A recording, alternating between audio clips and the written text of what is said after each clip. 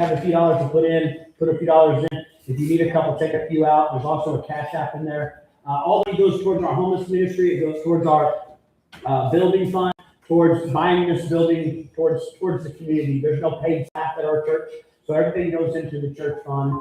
And we're working on we have a new treasurer, so we will start having a report that is readily available for everybody to see every dime that's spent. We're going to try to put it on that fourth board down there so that at any time, anybody in the church can give us accountability. So we're working towards that, and we thank our treasurer, which is wearing a lot of hats and making a lot of things for us, so we appreciate you. All right. Bumpity. Now we're going to go into some announcements. My clicker is probably not going to work real well. Arrow down. All right. Our next community outreach is going to be June 13th. For those of you that have been with us for a while, you know that on the second Saturday of each month, we meet here at 9 or 10 o'clock. We head out into the community. We load up the box truck. We load up with supplies, Narcan, food, clothes, dog food, and we head out towards the camps and in the homeless area where people are less fortunate, and we love on them. We also create a hot meal, so we take them chili. We had brisket chili last time. It was really awesome that our guy Gary put together. And it's an opportunity to go and love on them like socks. It's crazy how much I'm in here like, hey, socks are so important. One of the guys literally was, when I said socks, he dropped his sign and started to say, man, you'd be amazed how important socks are. You know what I mean? He came and walked 2 blocks with me to get some socks. So that being said, if you can be here in person, it's another opportunity to be involved with the church and not just visiting a church. And even if you can't be here, we need hygiene items, we need shorts, we need those socks, we need things like that to hand out. So great opportunity to be involved in what we're doing. June 13th will be our next one.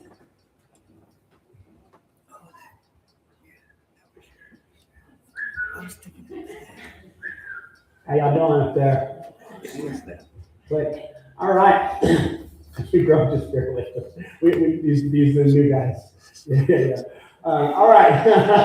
All right. We're going back to one service. As some of you may know, you already showed up on time. We did try 2 services for a while after Easter. We backpedaled a little bit. I talked to a few of my mentors and things, and turns out church attendance drops a little bit in the summer due to games, due to life, due to swimming pools, vacations. So there's a little bit of less people that can make it on a Sunday. So we're going to return to 1 for now. We'll revisit 2 later. But what we have incorporated, rather than having another service, is we're going to start to eat directly after service. Rather than some of us bundling up in little groups and going out in the community to restaurants and eat, we're going to prepare food here and we're going to break bread. We've done the last 2 weeks. We've all ate downstairs, and it's caused conversation and laughter and things like that. It's been really, really exciting to see. So I really like it, and I think we continue to do it. So this coming forward, if you can bring a side, do. If you can't, don't worry about it. The church is going to try to provide as much as we can so that there's something for everybody to eat after church.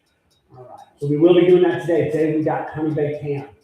Go back up 1, please. All right. Bible study on Wednesday, 6:30, we have Bible study. It is also an eating Bible study. So we meet here at 6:30. We have pizza, or sometimes we cook and things like that. We eat here, and then we come up, we praise God a little bit, and then we get into the Bible. So we are in the book of Acts. We did Mark first. We ended Mark where Jesus was crucified, and we jumped right into Acts. And we're going into Acts 4, where Peter and them are embarking to go ahead and start the church and all these things. It's really exciting. It's been a great conversation. It's another opportunity to become involved in the church, not just visit the church. All right, so Wednesday night, 6:30, come help us support. All right. Baptisms. Okay, we've had a lot of people seeking baptisms, asking about baptisms, when we're going to do them again. We haven't done them in several months. We have a few people that have reached out already. We do have a sign-up sheet coming for the baptisms, and there's also a mark on your Connect card where you can mark that, and we're tracking that. We are going to do them directly after service on May 31st. All right, so right after service, we have a baptism drill out here, and we're going to put it out here so that these crosses are behind it. It's going to be a really big deal. So that being said, since we're eating now, like we will be eating, baptizing people, doing church, praising God, like the 31st ought to be a really big day. So let's go ahead, get signed up for that if you can, or at least be here to support in that, because it's a big deal when somebody gets baptized, right? Like even if they're not getting baptized, let's be here so we can pray for them as a unit. Like we can pray for their growth and their discipleship and all of that, whatever that looks like in their life.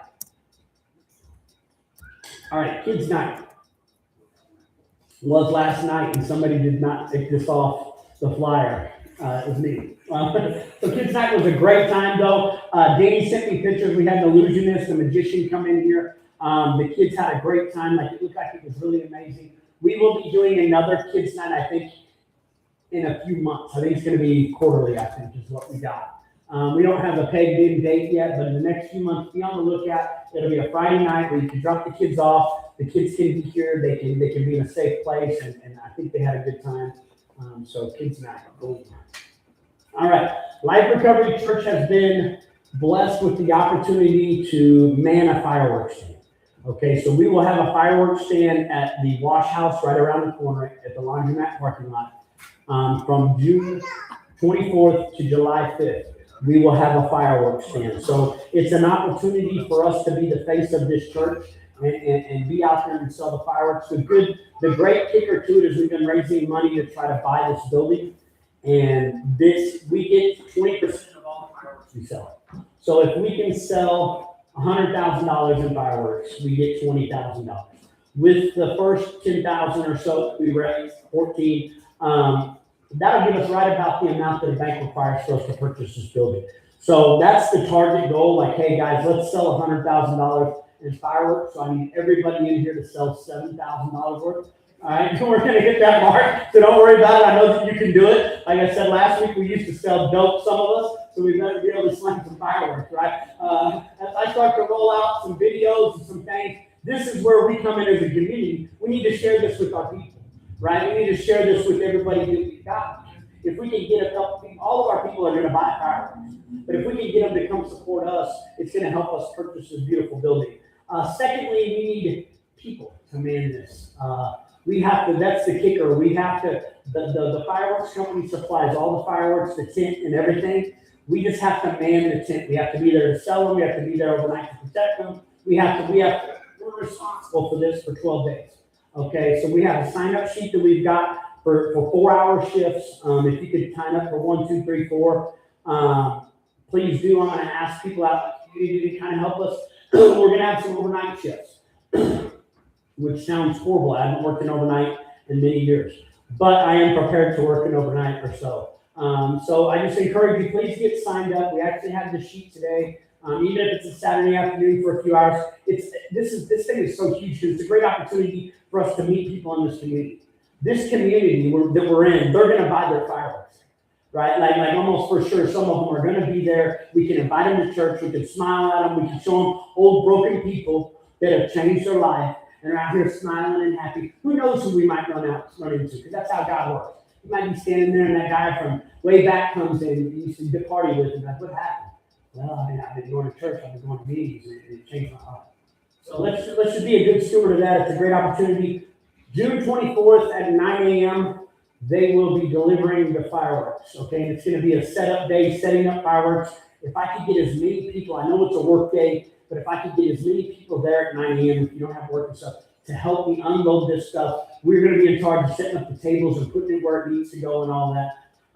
So if anybody can be there June 24th, please put that on the sign up. It's Delivery Day on the sign up. All right.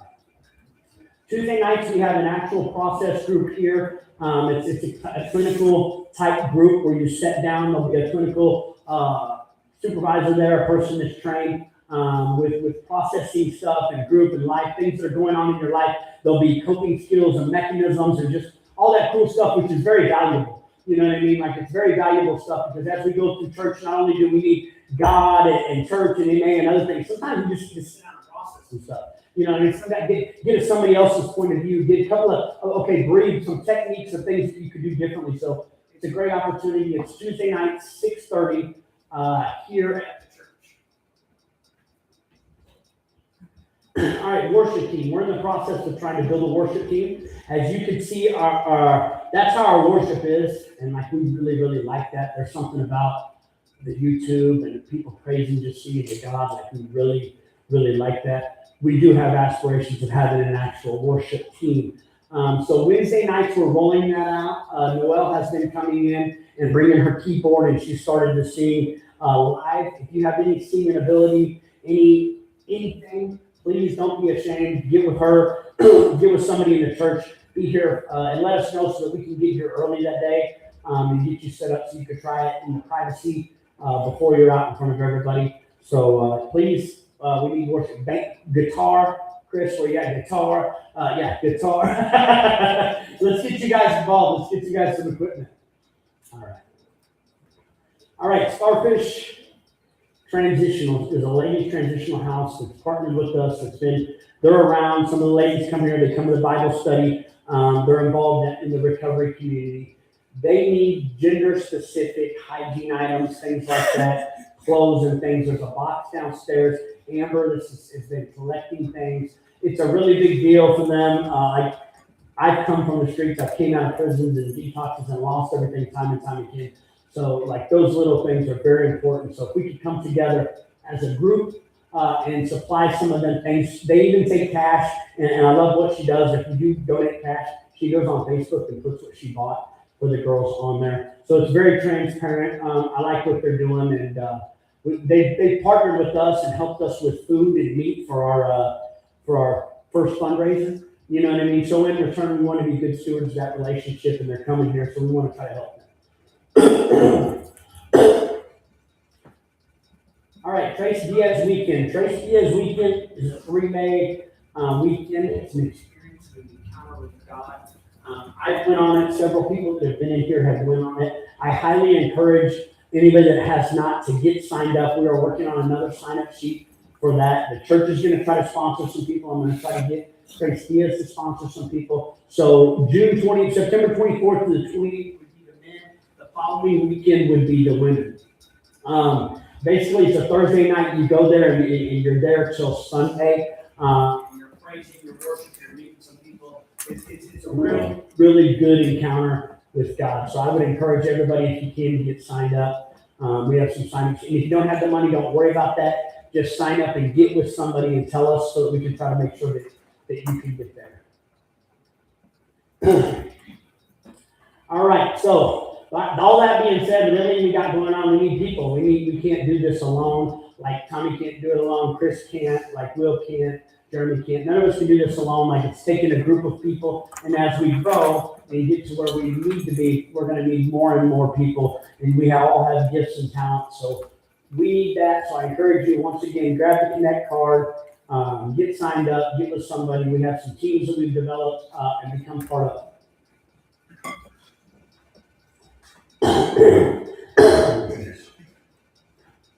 All right. Arrow down. You need to escape out of that. So click back on your picture, now hit arrow down. All right.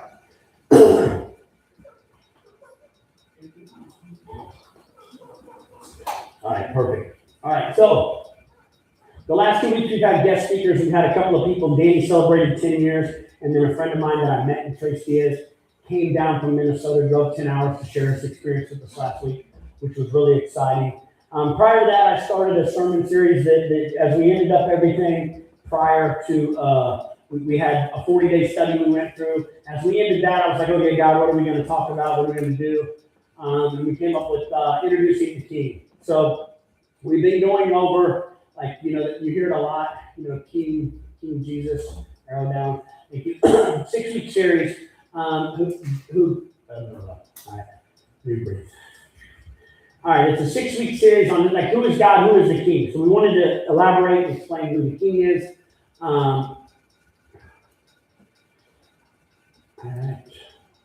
right, so the 6 categories of 6 sermons that I came up with is the Creator, the Provider, the Teacher, the Father, the Savior, and eternity.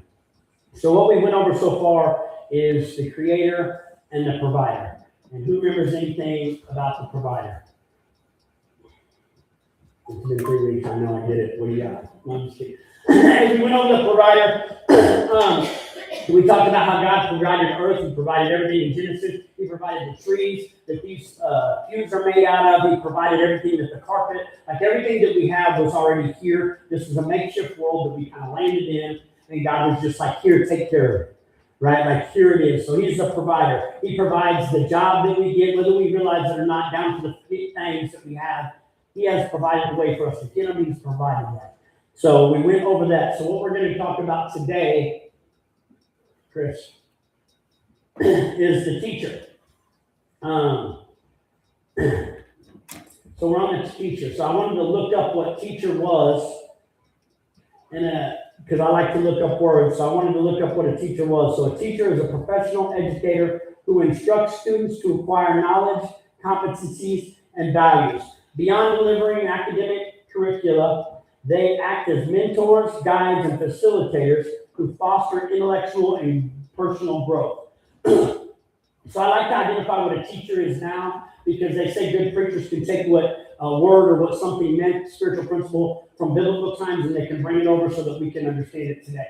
So it's important for us to identify that what was going on back there, like what it really means to us today. Because the Bible can get very confusing. A lot of the things that meant things down there don't necessarily line up and mean exactly what we the way that we understand them now. So when I say the word teacher, like what comes to mind? Like, does anybody, what comes to your mind? School, like maybe your favorite teacher. Anybody have a favorite teacher? Am I alone? Anybody have a favorite teacher? Come on now. If you had a favorite teacher or somebody that really impacted your life, how about the teacher you had a crush on? Anybody have a teacher that they had a crush on that they like? Come on now. You got a teacher, young man? So when I say the word teacher, like certain things come to mind in our era. You know, how many of you, when I say teacher, thought of God? Like we really don't think of that. Like it's not really what comes to mind. And that's not bad. Don't feel bad. Don't like I'm knocking you on the head like you should have thought of God, like he's a teacher. It's just not what we naturally go to school or we go to that next thing. So I had a math teacher, and his name was Mr. Sumner. And he was an algebra teacher, and like it was right at the brink of where I just got into high school. I was getting ready to, I didn't know, but I was getting ready to get in a whole lot of trouble and do some dumb stuff.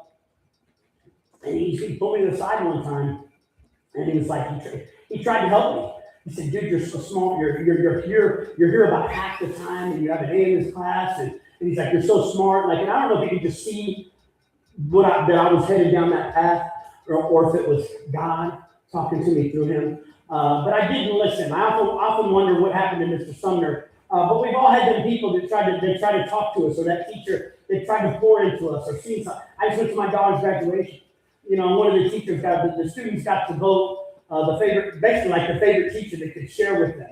You know what I mean? He told this real amazing story. So it was really, really cool. These are the things that we go through. Even after he talked to me, I did go down that bumpy road. You know what I mean? And within 3 or 6 months, I was on my way to a prison. So I know today that it was probably God trying to talk to me through him. So next, all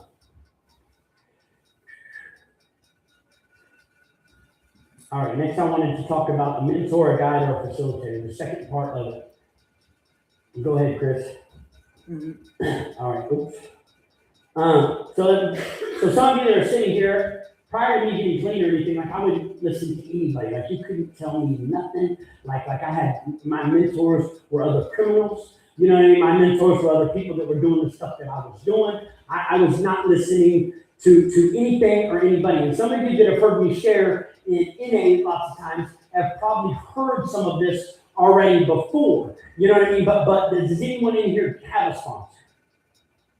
All right, that's good. Some rooms are not. How about a mentor? Like somebody that's like in the line of work or something that you want to be in that's helping you walk along that path. You know what I mean? How about a counselor? Like, because these could all be considered teachers.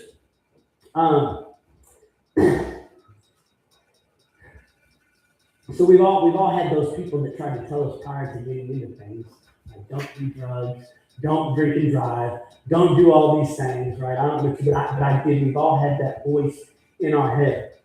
Some of us started out with parents as kids that were our teachers. right? Like inside of our homes, we've seen violence, right? We've seen domestic violence. We've seen drugs.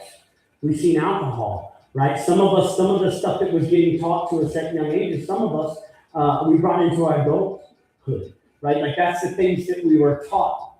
So being taught that by our parents and taught that, like I also learned other things. Like I learned how to steal a car, right? It was a mentor or a teacher that taught me. I didn't just know how to smoke crack. Somebody taught me how to smoke crack, right? Somebody taught me how to drink alcohol. So these were mentors in a path that I had chosen all along the way. And here's the problem with it is that we get into recovery or we get into church or we get into someplace trying to change our life and we don't need a mentor, right? But we had mentors messing up our life. I promise you, we are going to need mentors and people to teach us how to get our life back on track. See, I had no life skills.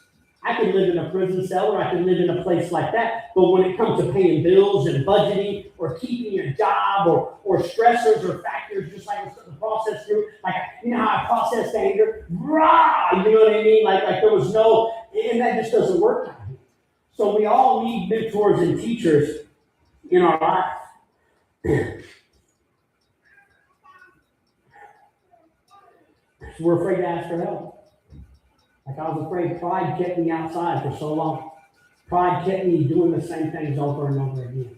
Right? And it was a false pride. Like I felt like that this is the kicker. I felt like that if I did turn to that 14-year-old that started making up life decisions all of his own that landed him in prison and everything would be giving up some sort of shield of honor that he had.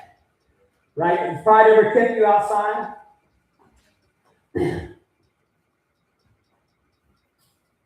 I say this, and I'm not telling you that you need to get with this stuff because I don't have one. Like for this church stuff, I'm way out of balance, right? And so I have a coach, I have a mentor, I've been going to school, I meet with a group of pastors that are like 7 other churches locally, you know what I mean? And I'm asking a lot of questions. I'm like, hey, dude, I don't know what I'm doing. Like you know what I mean?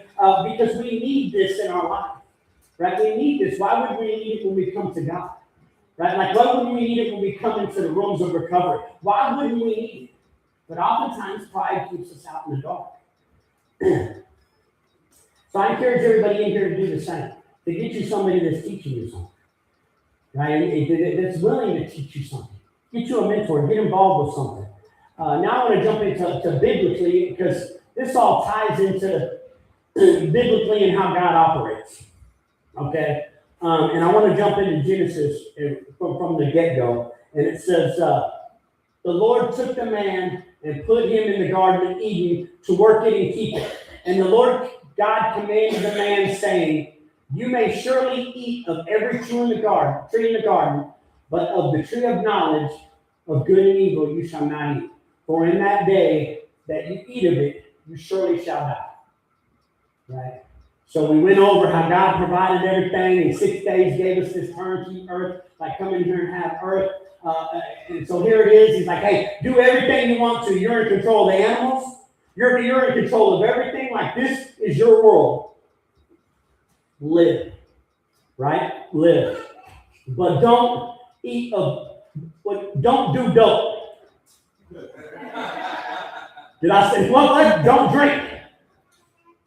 Come on, because let's tie it into our life. Did anybody ever tell you not to do that? There was a whole campaign, just say no. This is your brain. You ever seen the commercial? This is your brain on drugs. Right? I mean, does this sound familiar? And this is from the very beginning. The very beginning, God, and this is God talking directly. We don't get that today. This is God talking directly to Hillary. Hey, don't do drugs. And Hillary's like, I don't know. I think I want to try drugs. I think that's me. Right? Like I get there. Right? So from the very beginning, and here it is, and this is where the curse happened. This is where we got disobedient. This is where we made God mad. Like, why wouldn't it make you mad? Just like your parents, that like they used to get mad and all this stuff. Like they give you a turnkey world. They work their butt off their whole life. Some of them, right? to put you in this world, my grandma, to give you an opportunity, a house, a shelter. And then what do? Drugs, alcohol, dumb stuff, DUIs. So I want to tie it in like so God's been trying to teach us from the beginning, right? But we lean towards the wrong answers, the wrong things.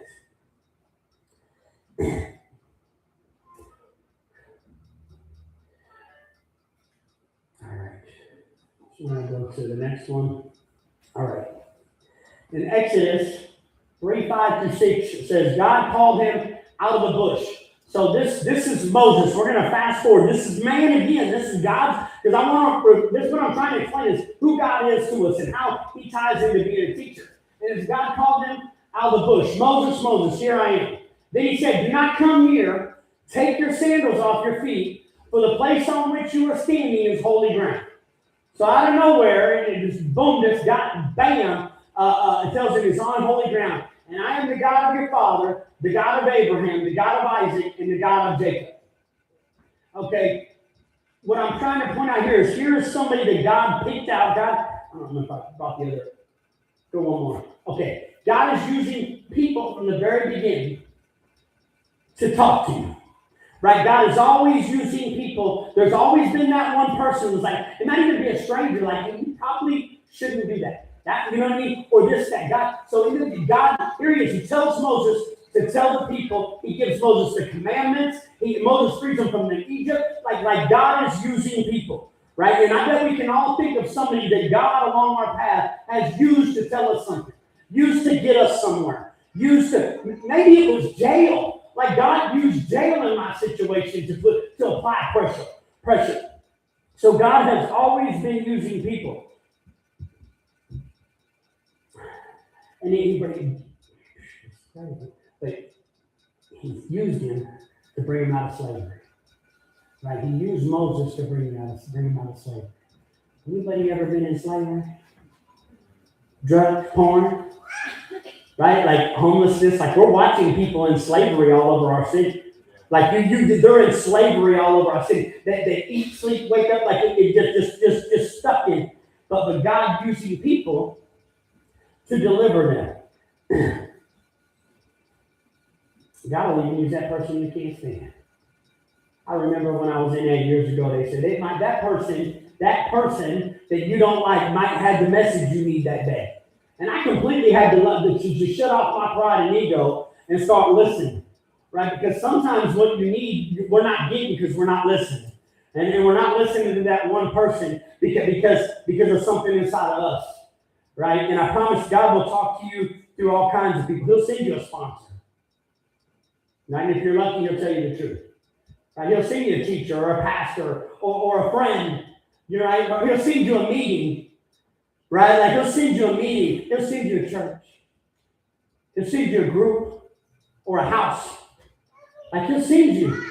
Like because he's teaching, like he's there time and time again. I want to look at a few more biblical stories about God and teaching and us being disobedient. Because even after Moses like let them out of Egypt and all that, the people got disobedient again.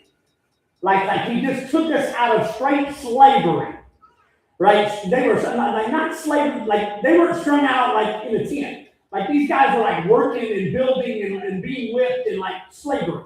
Like it's quite different than the slavery we're talking about. Slavery is slavery, though, I'll say that. So even after that, they turn back and they get like once again being disobedient. So once again, God is angry. All right, so we switch fast forward to Jonah. And Jonah's a great example. And now the word of the Lord came to Jonah, the son of Amittai. Arise and go to Nineveh, the great city, and call out against it, for their evil has come up before me.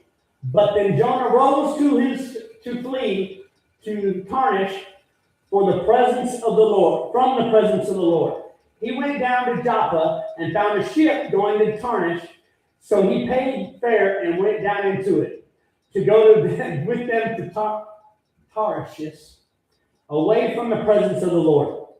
So another example of God telling somebody what to do, or grandma saying, hey, you should probably graduate high school. You should probably go ahead and go to college, right?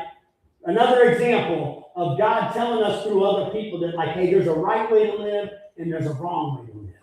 You know what I mean? So we all know the rest of hopefully you know the rest of the story of Jonah. You know what I mean? Like, so he ends up on this ship. God brings this big storm, and the ship throws him off, right? Like, they throw him off because they know that he doesn't mess with God, right? And he gets ate up by this big fish. Anybody ever got ate up by the big fish? Right? By a dope pipe ever snapped you up, or a DUI, or porn on your phone, and big fish ever just grab you up and have you where you can't get out and you can't stop. Right? You want to stop, you stop for 7 days, and then you go back to, or it's lying. Maybe lying is the fish. Right? Because we want to look cool, we want to people please, we want to, you know what I mean? But that lying grabs us up again. Right? That sin, whatever it might be. And then you're in the fish, and you can't get out. Right? So finally God lets him out, and guess what? He goes and does what he's supposed to do. You know what I mean? So, let's move on. And this one is Luke. So in Luke, so I want to fast forward so we get, once again, the people, time and time again, God would send us a prophet. They would come talk to people. They would bring the word of God, like he would give direction with the commandments, the laws, like he would give people all of this, and then we would turn. Finally, there had to be a sacrifice. So Jesus was born. Right? So he sends his son. Doesn't he not only love us, he gives us a turnkey world, and we start messing it up the whole time. Just, I don't know about you, but it was my grandma for me, but I'm sure there was somebody for you that no matter how many times that you messed up, that you showed up, they'd make you a plate. Right? They'd give you a sandwich. Be starving, or they come bail you out of jail. Right? There's that person. Right? There's this loving God that we continue to sin. And you know what he does? He says, okay, I'm going to send my son to die for you, to do your time. Right? I'm going to say it. So we know the story of Jesus. He's born, he's growing. Like as a young kid, they find him in the synagogue, like teaching and biblically talking to the scribes, to the people that know, the people that killed him. You know what I mean? The people, right? And this is in Luke. He goes on, and every day he was teaching in the temple. But at night he went out and lodged on the mount called Olive. And early in the morning, all the people came to him, to the temple, to hear him. So Jesus was teaching people like all day. He was preaching. He was scribing. Go ahead, one more. This is the kicker. Jesus often taught his disciples, though, in private. Right? He would go out and preach, but he would get with his people one-on-one, and he would teach them. He taught him so much that now there's a Bible, scriptures that we have to be taught from. Right? Because most of them stories and most of them things, it's about Jesus. Right? So we go on. This is the kicker too. Jesus taught them as he walked out ministry with them. So like at that homeless outreach. Right? It's not about what we're saying, or this is about what we're doing. Like Jesus was doing ministry. Like he was on his way to atone for our sins, walking with them, teaching them, spending life with them, doing this all to die for them. It's crazy. I'm not worthy. So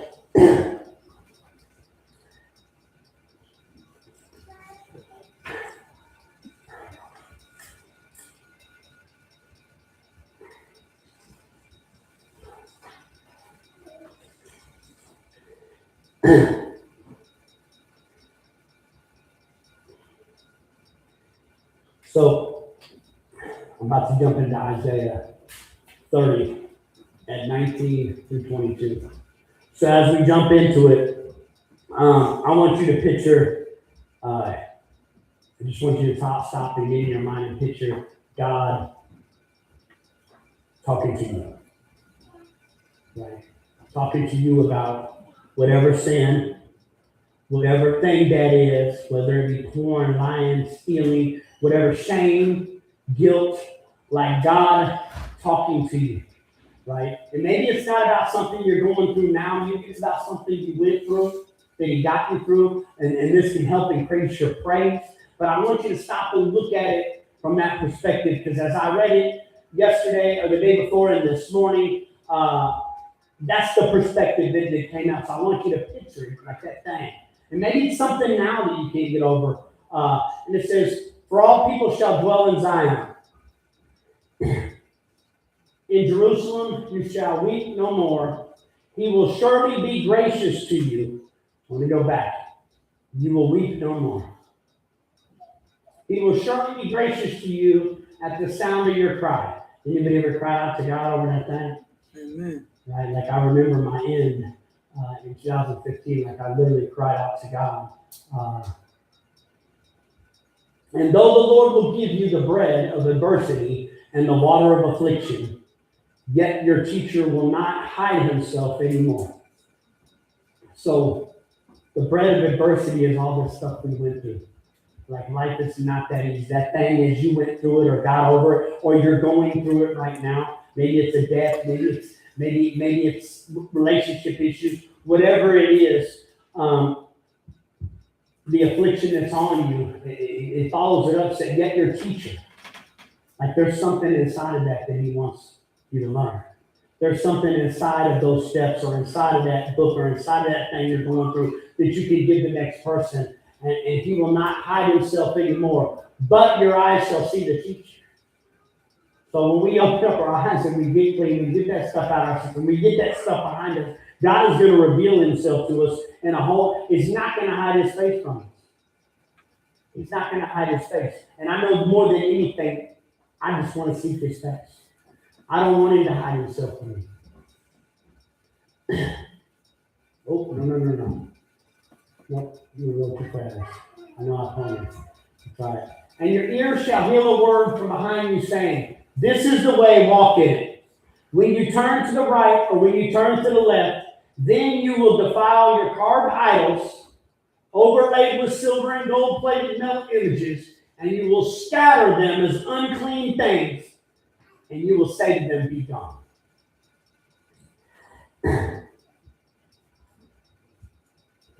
What are them unclean things? Like, what are them unclean things? What are them idols you need to scatter? Is it lust, porn, lying? Is it stealing? Like what is it? Infidelity? Like what is it? Is it fear? Is it that I'm not enough? Is it people pleasing? I could go on and on and on about these things, but it says we'll say be gone, right? Be gone. Whatever that is, whatever's on you, whatever you brought, whatever you're holding on to, that thing, it says be gone. Because that's why we look at it from this. Be gone. And some of us said be gone and it's gone. Right? And then some other things came up. Right? Like Wednesday, that guy at work makes you angry, and then there's something else. Right? This is an ongoing thing. I encourage you, whatever it is, whatever you're going through, we're going to turn on some light music real quick, some worship music. And if you're carrying something unclean, if you're carrying something that's driving you crazy, if that relationship's driving you crazy, whatever it might be, I encourage you to get up and come up here and allow us to pray with you. Say be gone to it, right? Get rid of it. Let's leave it at the altar. The moral of the story, like God is teaching us at all times. He's teaching Chris right now. You got it. Good job, buddy. Yeah, we're gonna have food right after downstairs. There's some hands. I don't know how many sides we actually got because everybody just kind of new to us. I encourage you to stick around and eat. We're gonna bring up some people to pray with you. Come on, I want you to pray with people just in case. Come on up. You guys need some prayer. Come on up. Let's pray. Come up and kick that thing out, man. Tell God to be gone. Thank you. Hope you heard something from Jesus today.